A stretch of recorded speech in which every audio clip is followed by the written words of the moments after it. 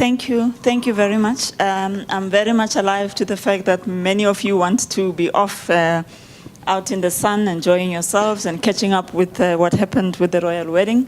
So I'll be very, very short. I just want to thank the colleagues who've pulled all of this together.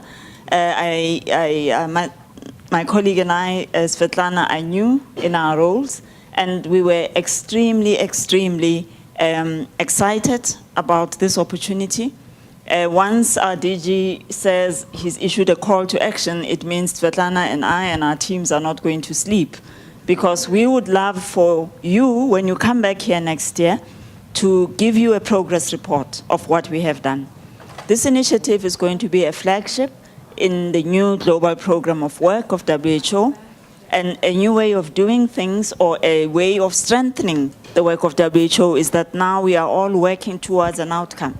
So that is why my colleague and I are here.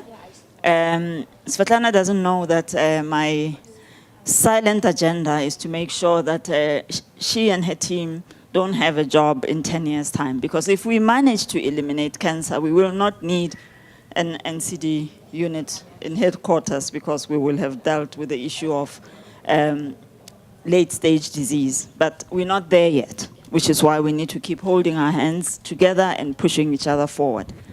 We've had all the statistics. We've had personal stories that are really very, very compelling. Everybody in this room knows what needs to be done.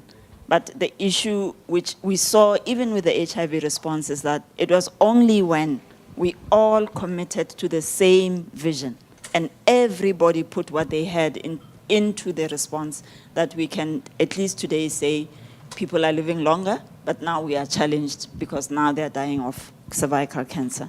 So the commitment that we are making as WHO, the cluster for family, women and children, is that we will hold up the primary prevention component as strongly as we can. We will need you to help us to reach those young girls, to reach women in their life course, and to ensure that they get these services that they need. There was such a rich experience in this room, and I kept asking myself, where do you pull it all together? But perhaps that is what we need to start doing, using the platforms that we've got here, using all of the institutions that are here to pull this into one big force, so that the call to action actually becomes a call to action. So better coordination, will commit to that, to assist and to pull to use the convening power of WHO to help mobilize everyone.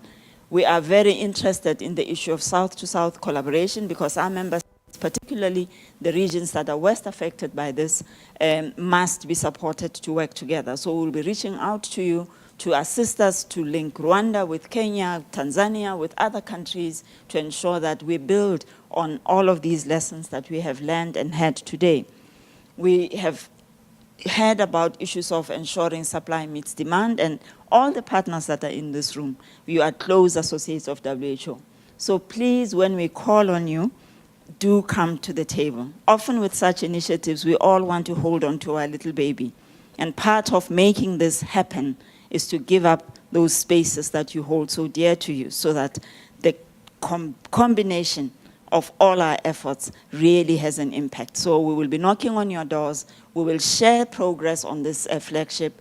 And where you see gaps in what we're trying to do, please, please step up and tell us if we're not doing right. So here we are, bright new kids on the block, with the DG who is out there really wanting the world to move, and absolutely energized by the fact that you were all able to come here today, making it possible for us to believe in this vision of being able to eliminate cervical cancer. You've got us, get us running. We will not stop until we've done the work that needs to be done. Thank you.